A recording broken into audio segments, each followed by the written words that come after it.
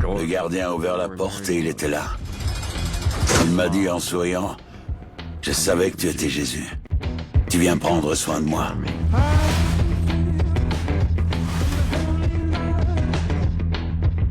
Haddon Clark a commencé à vénérer Jack Truitt parce qu'il le prenait pour Jésus-Christ.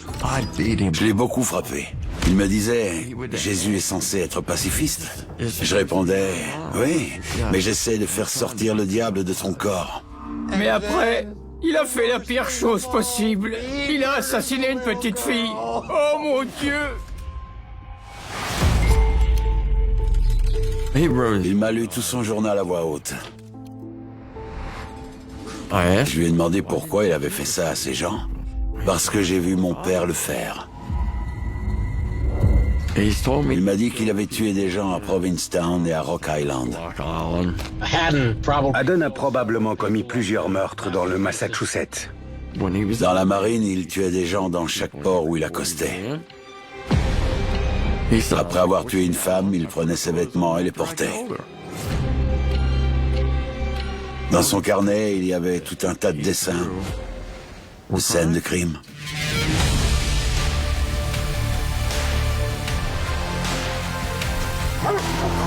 Unité en chemin. Il est tout simplement le mal incarné. Go, go, go! Dès qu'il sortira, on le traquera et on l'abattra. Il faut qu'on le tue.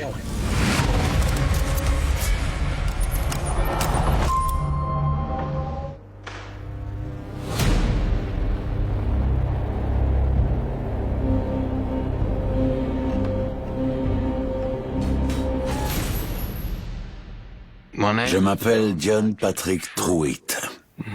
Mais la plupart des gens m'appellent Jack. Je n'aime pas le prénom John. J'ai rien contre les autres John. Mais la seule fois où on m'a appelé John, c'est quand on m'a mis en prison. C'était en 1999. J'étais condamné à perpétuité pour meurtre. J'étais sorti avec la fille d'un des membres du jury. Donc, elle ne m'aimait pas. C'était un mauvais procès. Ça faisait 26 ans que j'étais en prison. J'étais persuadé que j'en sortirais jamais. Un jour, on m'a transféré dans une autre prison. Je crois qu'il y avait 8 détenus avec moi.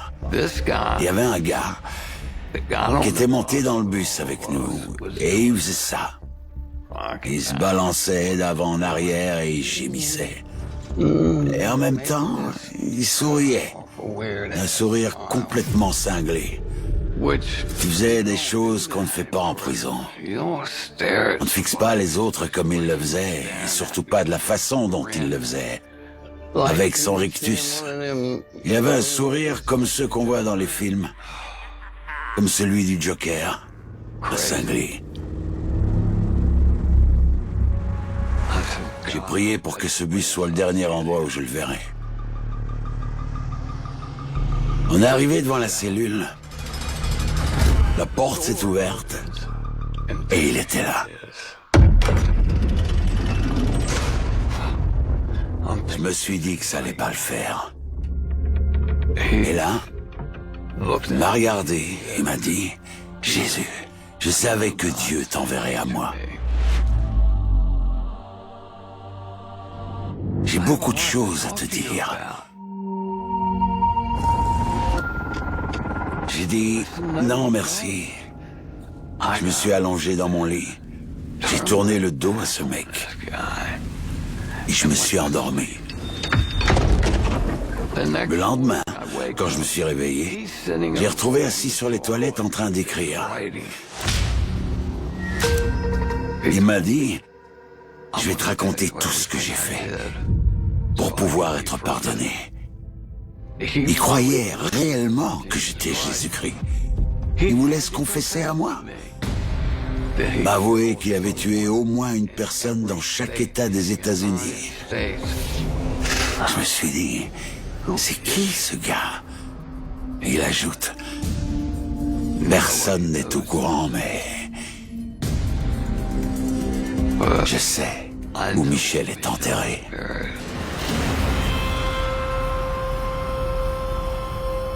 Bon sang, c'était qui cette Michel?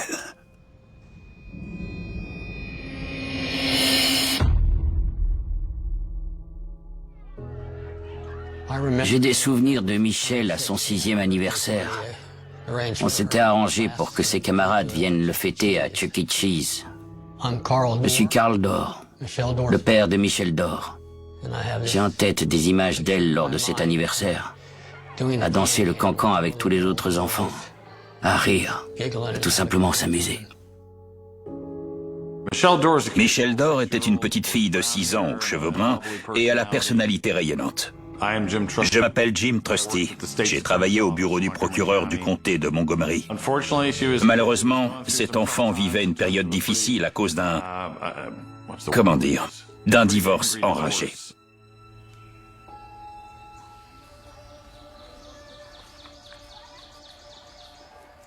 C'était le week-end du Memorial Day en 1986. La mère de Michel, Dorothy, avait prévu d'aller à Virginia Beach pour voir sa famille. C'était donc à moi de garder Michel. Tout ce que je voulais, c'était passer un agréable 31 mai avec ma fille. J'étais prêt à consacrer tout mon temps à Michel ce jour-là, à la gâter. C'était une journée très chaude. J'ai laissé le tuyau d'arrosage remplir la piscine du jardin. Je suis rentré et j'ai regardé la course d'Indianapolis. Carl savait qu'elle était dans le jardin, alors il est allé regarder la course. Les heures ont passé sans que rien de spécial ne se produise. À un moment, Michel est rentré. Je l'ai vu prendre une serviette multicolore pour se sécher, puis ressortir par derrière. Je pensais avoir entendu les enfants de Geoff dehors. Geoff Clark était père célibataire, comme moi. Il avait une fille, Elizabeth, une bonne amie de Michel à l'époque. Pour moi, Michel avait dû sortir pour aller jouer chez les Clark. Je m'appelle Geoffrey Clark. Michel était une enfant dont les parents avaient divorcé. Donc elle venait rendre visite à son père certains week-ends. Elle était amie avec Elizabeth et venait souvent chez nous. À l'époque, il n'était pas rare qu'on sorte faire une course et qu'au moment de rentrer, on retrouve Michel sur le pas de la porte, à attendre que son ami revienne.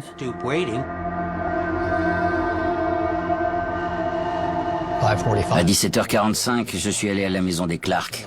J'ai regardé dans le jardin et j'ai vu la famille Clark. Je leur ai demandé où était Michel. Et là, Geoff me dit qu'elle n'est pas là. Comment ça, elle n'est pas là? Elle n'est pas en train de jouer avec Elizabeth? Non, Elizabeth ne l'a pas vue. Et moi, je n'avais rien remarqué. Rien du tout. J'ai eu une violente montée d'angoisse. J'ai commencé à paniquer. On l'a cherché dans le quartier. Madame Jenkins m'a dit qu'elle m'avait vu patrouiller dans la rue en me tordant les mains comme ça. Elle a dit à la police qu'elle pensait que j'allais me briser les doigts tellement j'étais tendu. Pour moi, ce qui arrivait n'avait pas de sens. J'ai tambouriné à la porte des Binders, mais eux non plus n'avaient pas vu Michel. Je savais qu'elle avait pris une serviette. Et j'ai retrouvé une serviette sur une clôture. Je me suis dit, oh, génial. Mais Michel n'était jamais allé plus loin que la maison des Clark. Madame Jenkins aussi l'a dit à la police. Elle n'avait jamais vu Michel traverser la rue, ni aller plus loin que la maison des Clark. Je me suis dit que si la serviette s'était retrouvée aussi loin, c'est qu'elle s'était envolée. Mais ce n'était pas la sienne. Ce jour-là, aucun habitant du quartier n'a rien remarqué d'étrange. Elle avait disparu.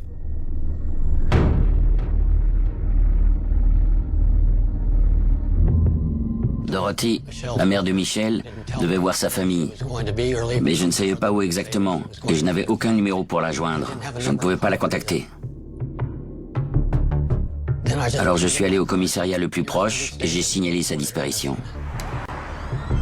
On a refait le point, et j'ai dit que la dernière fois que je l'avais vue, c'est quand elle était rentrée. Il devait être environ 14 heures. C'est la dernière vision que j'avais de ma fille. La police a pris ça très au sérieux. Je ne pouvais rien faire. J'ai passé la nuit à m'inquiéter. Le lendemain, les inspecteurs ont commencé leur enquête. Ils se sont mis à me poser des questions, ce genre de choses. Ce qu'ils voulaient, c'était les faits.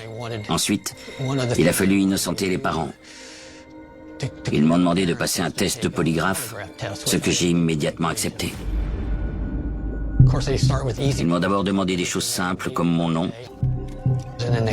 Puis ils ont commencé à me poser des questions sur Michel.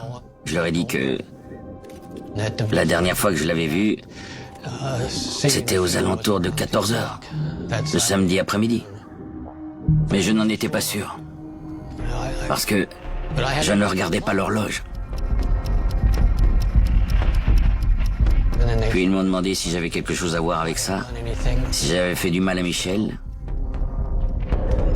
Un peu plus tard, l'inspecteur Farrell m'a dit que j'avais échoué le test de polygraphe.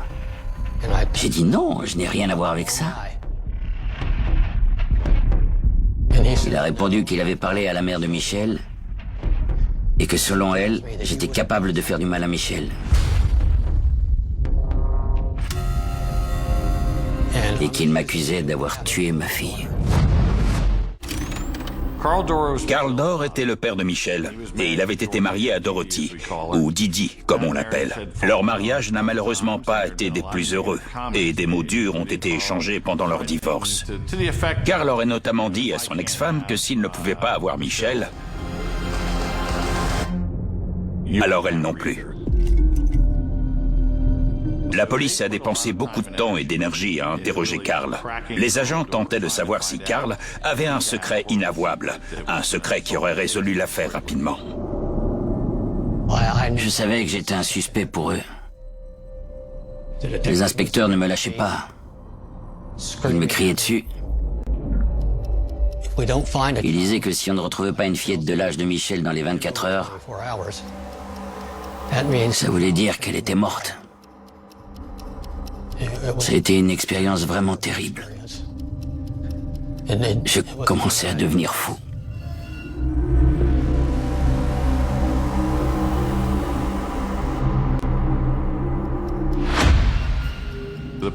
La police a interrogé tout le quartier pour recueillir des informations. Il y a notamment eu le témoignage d'un jardinier qui travaillait dans le quartier cet après-midi-là. Il avait eu besoin d'emprunter le téléphone de la maison des Clark, les voisins de Michel Dor. Le jardinier a dit qu'il avait sonné à la porte des Clark et qu'il avait été accueilli par le frère de Geoff Clark, Haddon.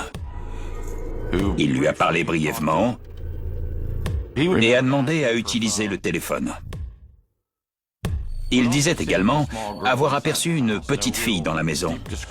Il n'était pas capable de dire à quoi elle ressemblait, mais c'était un premier lien entre Michel Dor et la maison des Clark.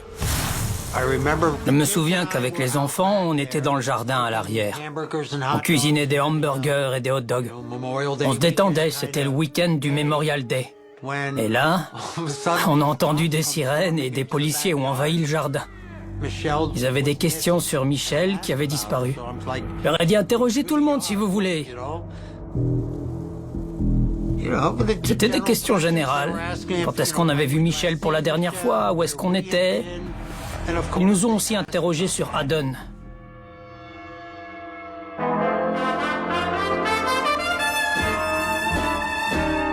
Bon, je sais que quand on regarde la façon dont est rangée ma maison, on comprend que je vis dans un environnement chaotique.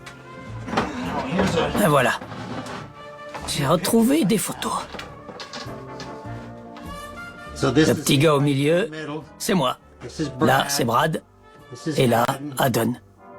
Haddon est né en 1952. Et moi, en 1955. Mon frère avait eu de graves problèmes à la naissance. Quand il était encore bébé, ma mère a fait tout ce qu'elle a pu pour essayer de lui apporter ce dont il avait besoin. Haddon savait sourire. Il ne savait pas faire grand-chose, mais il souriait de temps à autre. Quelque chose n'allait pas chez Haddon dès le début. This is a prepaid call from Haddon Clark,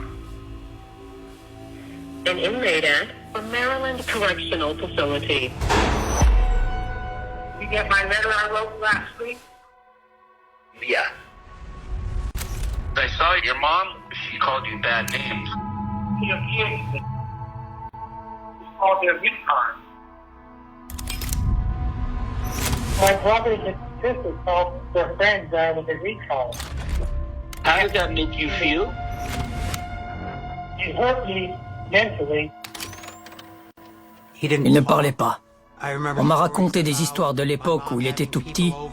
Ma mère faisait venir des spécialistes qui manipulaient le corps d'Haddon pour faire bouger ses muscles.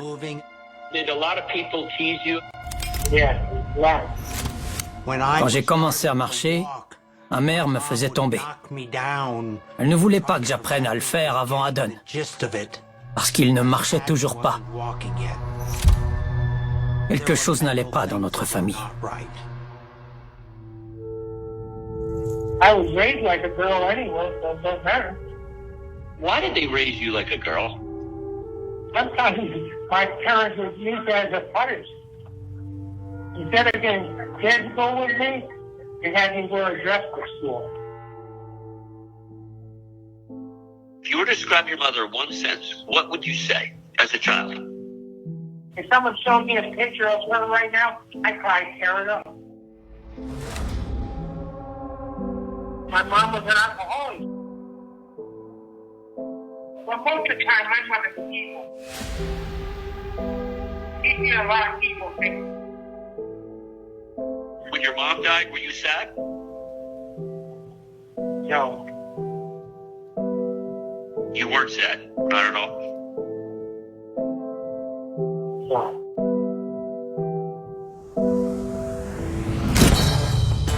Par la suite, Haddon a passé énormément de temps dans des écoles spécialisées. Il essayait de trouver un moyen de régler tous les problèmes qu'il avait et qui faisaient de lui un garçon antisocial. My family moved to Ohio and I stayed back in Pennsylvania so I could go to a trade school. Quand Haddon a fini le lycée, on devait être en 70 ou quelque chose comme ça. Après le lycée, il s'est inscrit à l'Institut culinaire d'Amérique. Et une fois son diplôme en poche, il s'est mis à parcourir le pays. Il acceptait du travail un peu partout. C'était toujours la même chose. Il se faisait embaucher, puis virer. Il prenait alors les couteaux de la cuisine et crevait les pneus des voitures du parking. En 1985, Haddon a été renvoyé de la marine. Il s'est alors retrouvé sans travail et sans domicile fixe. C'est pourquoi il est allé s'installer chez son frère pendant un moment. Il n'avait nulle part où aller. Il avait besoin de mon aide. Alors, je lui ai dit qu'il pouvait rester 6 mois chez moi. Quand j'ai rencontré Stéphanie, qui est devenue ma femme, Haddon logeait encore chez moi. Je ne voulais pas qu'Haddon côtoie Stéphanie, ni que Stéphanie côtoie Haddon. Alors, j'ai demandé à mon frère de partir. Je lui avais offert l'hospitalité pendant 6 mois, mais ça faisait plus d'1 an qu'il vivait chez moi. Le jour où Michelle a disparu, Geoff lui a ordonné de partir. Ce jour-là, Geoff a quitté la maison avec sa femme et Elizabeth. Il voulait laisser de l'espace à Haddon pour qu'il puisse faire ses affaires et partir. On est parti quoi? Quelques heures? Peu de temps après, les inspecteurs ont convoqué Haddon au poste du comté de Montgomery. Il a affirmé que le jour de la disparition, il était en poste à son travail au Chevy Chase Country Club. Son alibi a été confirmé par sa feuille de pointage qui montrait qu'il était arrivé au travail à 14h46. Si les horaires donnés dans ces témoignages étaient corrects, si Carl avait réellement vu sa fille pour la dernière fois à 14h10, et si Haddon Clark avait réellement pointé à son poste du Chevy Chase Country Club à 14h46, Alors son alibi était très solide. Il aurait été impossible de démontrer que dans une fenêtre aussi réduite, cet homme avait eu assez de temps pour kidnapper l'enfant et effacer ses traces. La police n'a donc pas jugé utile de dépenser plus de ressources que cela pour enquêter sur Haddon Clark, pas plus que pour les autres voisins.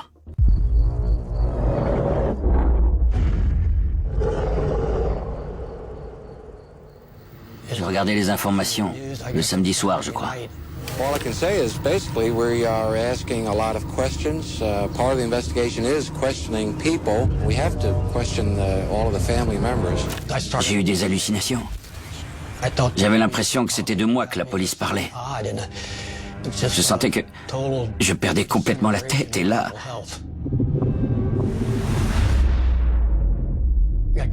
Je me suis imaginé que je pouvais faire quelque chose. Quelque chose pour la ramener à la vie.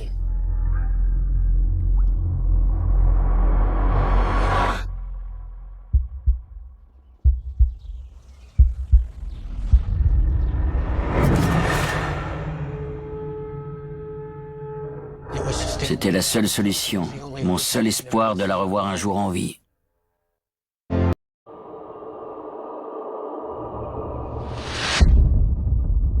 Huit jours après la disparition de Michelle, je me suis mis dans la tête que j'avais un pouvoir de résurrection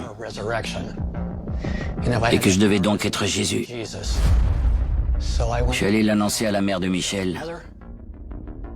Et malheureusement, ce type, Edward Jagan, était là. Ed Jagan était un détective privé qui s'était greffé à l'enquête sur la disparition de Michelle.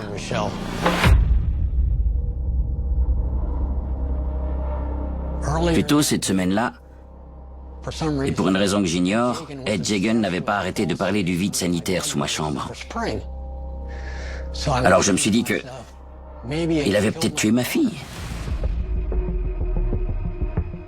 Et qu'il disait ça parce qu'il avait enterré Michelle dans mon vide sanitaire. Alors je l'ai accusé d'être un démon. Et j'ai dit qu'il fallait aller chez moi, à Silver Spring, pour trouver Michelle. Donc ils ont appelé la police, qui a fouillé ma maison. Michelle disappeared from her father's home. He's given conflicting accounts of the event, including claiming to have buried her in his house. Voilà l'histoire qui a été racontée en 1986. Que j'avais avoué avoir tué Michelle et que je l'avais enterrée dans mon vide sanitaire. Mais vous n'avez jamais avoué cela. À aucun moment, je n'ai avoué à qui que ce soit que c'était moi qui avais tué Michelle. Carl Dor tenait de nombreux propos insensés. Il disait que Michelle était dans son vide sanitaire, mais les agents n'ont jamais rien trouvé aux endroits qu'il indiquait. Au fil de ces interrogatoires, les agents ont compris qu'il perdait la tête. Entre le stress de perdre sa fille, le stress d'être accusé, et notamment de façon publique. Tout ça a contribué à dégrader la raison de Carl Dor. The waiting and hoping go on, but tonight the physical search for 6-year-old Michelle Dor is ended. Michelle's father is no longer under psychiatric evaluation. What do you hope for? I hope that somebody has her that hasn't harmed her. That's what I hope. Do you still feel that you'll see her someday?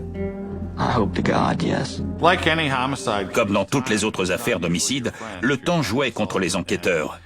Malgré leurs efforts, le corps de Michelle restait introuvable. Donc forcément, petit à petit, le public s'est désintéressé de l'affaire. L'enquête n'avançait plus. En octobre 1992, une nouvelle disparition a été signalée dans le comté de Montgomery. Elle habitait à Bethesda. Elle y vivait avec sa mère quand elle n'était pas à l'école. Je m'appelle Ed Tarney. J'ai travaillé pour la police du comté de Montgomery, où j'étais enquêteur à la brigade criminelle. À cette époque, Haddon Clark travaillait comme jardinier pour la mère de la victime. Je m'appelle Richard Fallin. Je suis un ancien enquêteur de la brigade criminelle du comté de Montgomery. Dans notre rapport, on a dit à notre sergent que le jardinier de la famille s'appelait Haddon Clark. Et là, le chef s'est immobilisé. Il a dit « Haddon Clark ?» J'ai dit oui. C'était un suspect dans l'affaire Michelle Dor. On s'est donc penché sur l'affaire Michel Dor. On a passé le dossier en revue pour essayer de comprendre. Pourquoi n'avait-il pas été plus interrogé? On s'est rendu compte que c'était parce qu'il avait un alibi. C'était les données du dossier, mais il fallait revérifier. Le laps de temps était très court entre le moment où Carl disait avoir vu sa fille et celui où Haddon avait pointé au travail. Avec son témoignage, Carl avait donné à Haddon Clark un alibi qui l'innocentait. Le problème, c'était l'heure à laquelle il disait avoir vu Michel. Je me souviens avoir lu dans le dossier de l'affaire qu'à l'époque, Carl tenait des propos incohérents. Il traversait une période difficile. Son divorce était compliqué. Sa fille avait disparu. La police ne le lâchait pas et il avait disjoncté. J'ai essayé de me mettre à sa place. Je voulais comprendre pourquoi il avait agi de cette façon. Et c'est là que j'ai compris. Je suis donc allé le voir et je lui ai dit, Carl, je pense que ce jour-là, vous vous êtes endormi et vous avez perdu la notion du temps. Mais vous ne vouliez pas qu'on vous accuse d'être un père irresponsable, sachant que vous étiez en plein divorce. L'horaire que vous avez donné était faux. Et il m'a avoué que c'était le cas. La police voulait un récit des événements, un récit minute par minute. J'ai essayé de témoigner aussi précisément que je le pouvais, mais je ne pouvais donner que des approximations. Au cours de ces nouveaux interrogatoires, il a reculé l'horaire auquel il avait vu sa fille dans la maison, jusqu'à finalement arriver à une heure plus proche de midi que de 14 heures. Ça faisait une grosse différence. Ça compromettait l'alibi d'Haddon Clark. Si c'était vrai, alors Clark avait largement eu le temps de commettre son crime. Lors de la première enquête, il a été découvert qu'Haddon, le soir de la disparition, s'était rendu au centre médical de la marine après son travail. Il y est allé car il avait une entaille à la main, comme s'il s'était coupé avec un couteau. On se doutait qu'il avait tué Michel, mais on n'avait pas de preuves. 6-year-old Michelle Dor vanished over the Memorial Day weekend in 1986 while playing in a wading pool in her father's backyard. At first, police suspected him. Now the case is reopened and police are focusing on Haddon Clark. Clark lived with his brother 2 doors down from Carl Dor. Dès que la police est venue nous voir pour nous dire que Michel avait disparu, j'ai su qu'Haddon avait quelque chose à voir là-dedans. Mais à l'époque, je n'avais que des suspicions. Il n'y avait pas encore de preuves pour confirmer ma théorie. Le jour où Michel Dor a été porté disparu, Geoff et sa petite amie de l'époque avaient quitté la maison pour la journée. Haddon était donc resté seul là-bas pour faire ses valises. Sachant cela, nous avons réuni le matériel nécessaire et nous nous sommes rendus à la maison pour la fouiller. Un jour, ils sont revenus et m'ont demandé s'ils pouvaient faire des analyses scientifiques à l'étage. On pensait qu'il avait tué Michel à l'étage, dans la chambre d'Elisabeth. Les enquêteurs et l'équipe scientifique sont montés pour arriver dans une toute petite chambre. Ils y ont fait des recherches poussées. L'une des découvertes les plus fascinantes a été l'aspect des lattes du parquet de la chambre.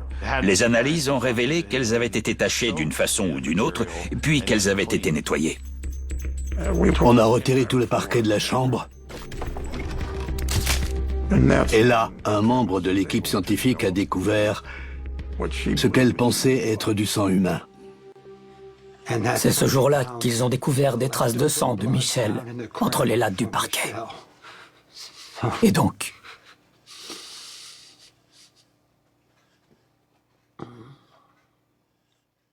Montgomery County Police were very busy yesterday. In Silver Spring, they were searching for evidence and collected evidence in the home of Jeffrey Clark, Haddon Clark's brother.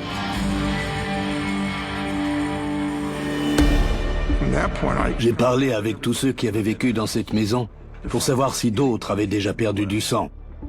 dans cette chambre. Les propriétaires précédents m'ont dit que personne n'avait jamais saigné là-bas. Alors ce sang était-il à Michel? Les analyses ADN n'étaient pas aussi développées qu'aujourd'hui. On ne pouvait analyser que l'ADN mitochondrial. L'ADN mitochondrial, c'était un concept tout nouveau en 1999. Son analyse donne des résultats exclusifs et non inclusifs. Ça signifie qu'elle ne pouvait pas révéler si le sang était celui de Michel Dore. Par contre, elle pouvait révéler que le sang n'était pas celui des occupants de la maison, les Clark. Une fois cette information confirmée, il était possible de faire l'hypothèse que c'était le lieu du meurtre. Je crois qu'au fond, je savais déjà, même si c'était inconscient, que c'est là que ça s'était passé. Mais je suis heureux que les analyses scientifiques l'aient confirmé. S'ils l'ont fait, c'est parce qu'ils pensaient que la piste était sérieuse. Donc, quand je les ai vus arriver, je me suis dit que mon frère était coupable. C'est pour ça que je n'ai pas été surpris quand ça a été prouvé. En fait, j'étais même heureux. Je voulais que la science prouve une bonne fois pour toutes ce qu'avait fait Haddon et qu'on puisse lui dire « tu es coupable ». Bright-eyed 6-year-old Michelle Lee Dore was last seen alive on May 31st, 1986. Now, 12 years later, police have finally arrested the man they believe to be her killer, Jeffrey Clark's brother Haddon. Despite extensive searches earlier this year, Michelle Dore's body has never been found.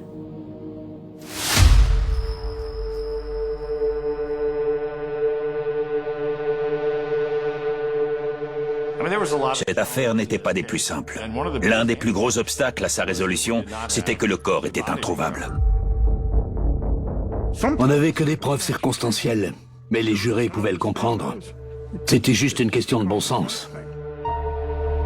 Tout laisse à penser que la petite Michelle n'était en fait qu'une victime de l'éviction d'Haddon. Haddon Clark était le genre d'homme à se mettre très en colère dès qu'il était contrarié. Il s'offusquait facilement. Michel était allé chez les Clark. Il lui a dit qu'Elizabeth était dans sa chambre et qu'elle pouvait monter le rejoindre. Il était chef, donc il avait des couteaux. Et c'est là qu'il est monté à l'étage, qu'il s'est retrouvé face à Michel et qu'il l'a assassiné dans la chambre d'Elizabeth. I should have went to my brother's house. That's where all the trouble started. C'est moi qui l'ai accueilli dans cette maison. Il n'avait nulle part où aller.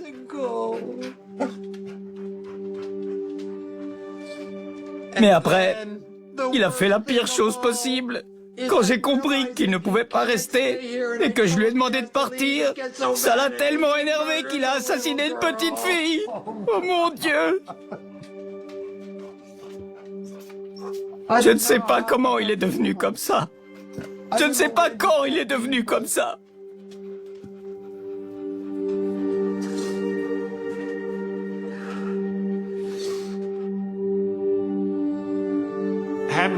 Haddon Clark a été inculpé pour homicide volontaire par le jury. Avec cette inculpation, il encourait 30 ans de prison. C'est ce qu'il a eu. Quand le verdict a été prononcé, c'est surtout un sentiment de soulagement qui prédominait. Michelle était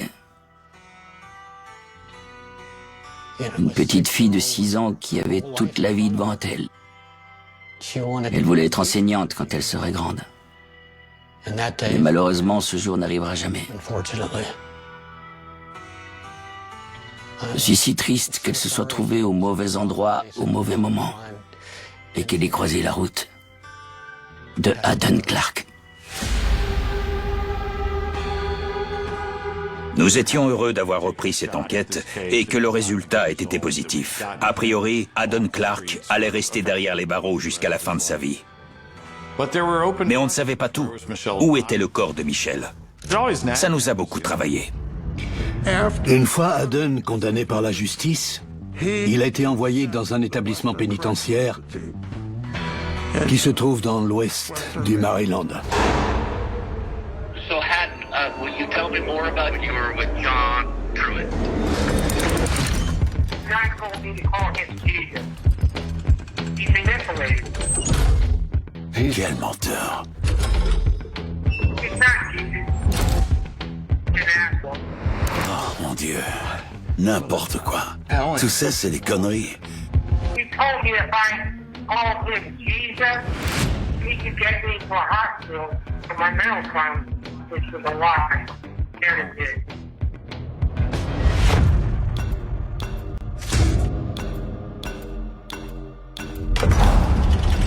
C'était en 1999. J'étais avec Haddon depuis 3 jours. Et je me disais, qu'est-ce que je vais faire de ce type? Il me racontait des trucs complètement dingues. Par exemple, il n'a eu aucun problème à me dire qu'il mangeait de la chair humaine.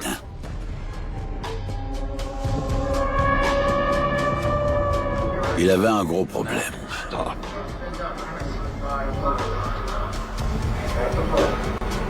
Je lui ai dit, écoute mec, si tu veux me dire quelque chose, fais-le par écrit. Dès que tu ressentiras le besoin de te confier à moi, dessine ou bien écris. Mais ne le dis pas à voix haute. Il m'a regardé et m'a dit, d'accord. Et c'est là qu'il a commencé à gribouiller dans son carnet. Il était possédé. Les dessins de Haddon me foutaient les jetons. What was your favorite subject in school? I would say art. That's a gift I had as a child. Only time I got an A in school was art. I was an Italian artwork. Why art? Because you can express yourself through the drawings? I'm not the greatest artist, but I'm good enough artist. Tous les personnages qu'il dessinait avaient de grands yeux. Il dessinait absolument tout et n'importe quoi. Quand on les voyait une fois, on n'avait plus jamais envie de les revoir. Dans ses dessins, il laissait des indices sur les personnes qu'il avait tuées. Et un jour, il m'a dit qu'il avait tué Michel. Et je me suis dit que j'avais envie de faire du mal à cet homme qui avait tué une fillette. Pourquoi tu me racontes ça? Mais parce que tu es Jésus.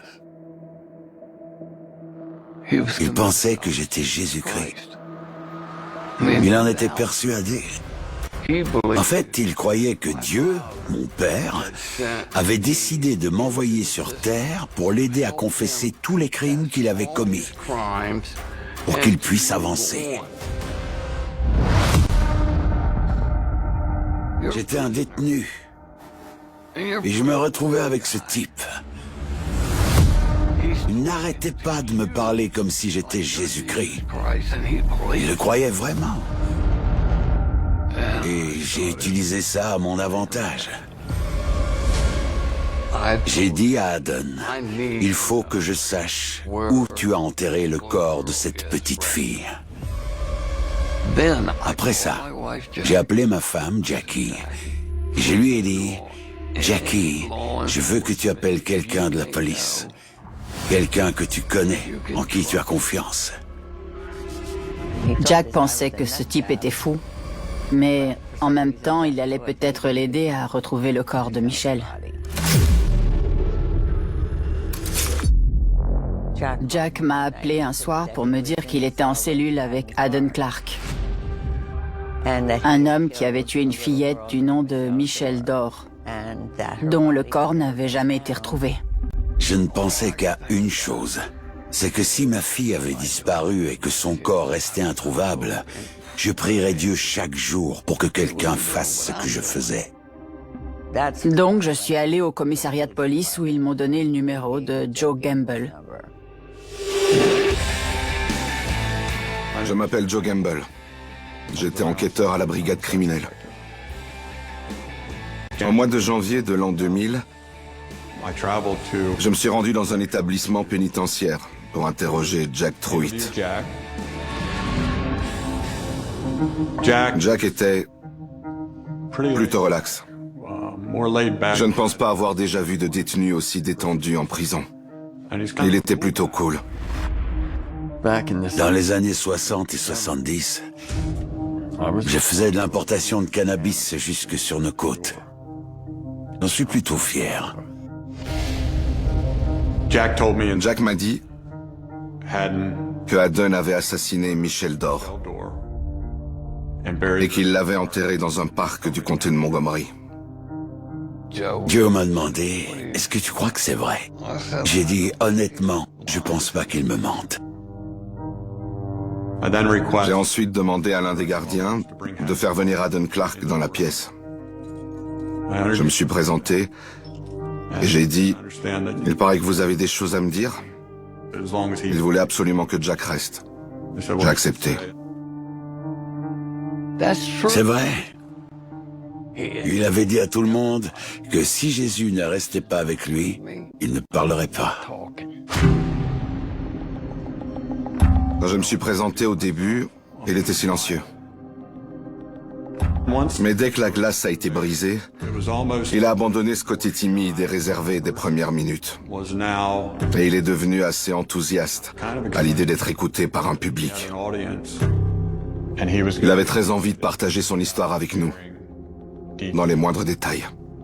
Joe a ce truc qui donne envie de lui faire confiance. Et avec moi à côté de lui, Haddon s'est dit qu'il pouvait se confier. Donc Haddon m'a raconté comment il avait enterré Michel. L'endroit et la façon dont il l'avait fait.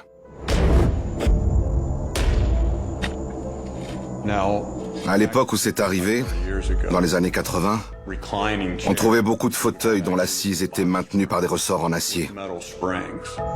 Ils formaient un tout. Il a creusé un trou dans le parc et a mis le corps dedans. Il a posé des ressorts en acier par-dessus et les a recouverts de terre et de feuilles. Comme ça, si des animaux essayaient de creuser, ils tomberaient sur les ressorts en acier et ne pourraient pas déterrer le corps.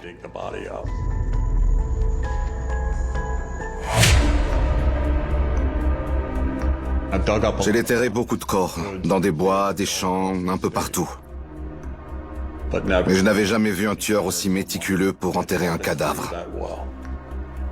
Les ressorts en acier, c'était une première. J'ai compris que ce n'était pas son premier meurtre. Il était clair qu'il avait déjà été impliqué dans de terribles crimes. J'étais persuadé qu'il avait fait d'autres victimes. Par ici! On a quelque chose!